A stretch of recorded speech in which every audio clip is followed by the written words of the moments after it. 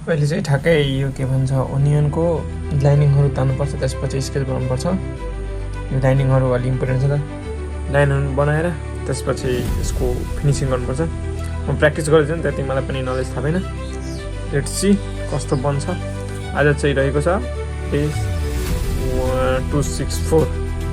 अघिदेखि यो पेन्सिललाई साथमा लेख्दै गरिरहेको छु। यो चाहिँ टुटिरहेको छ, 3-4 यस्तो त नहुनुपर्ने पाइन्छ यो पेन्सिल, कालो पेन्सिल पुरै।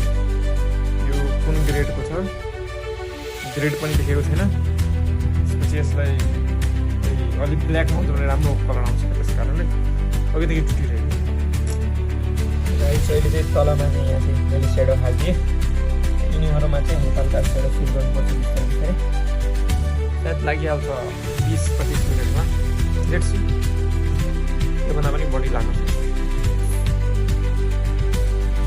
गाइस यहाँ चाहिँ हाम्रो हाफ स्लाइसको ओनियन रेडी भइसकेको छ। यस्तो बन्यो स्केच।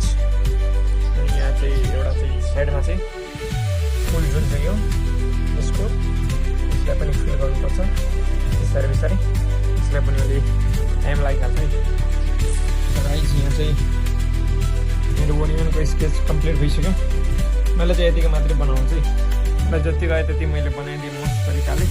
मतलब आफ्नो 100% चाहिँ मेरो यतिकै हुन्छ।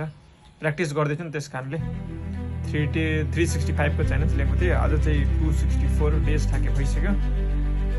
यति मात्रै हो। यसलाई चाहिँ हल्का दुईवटा हल्का त्यसलाई त्यो मिलाइदिन्छु, बाँकी भइहाल्छ है। Thank you.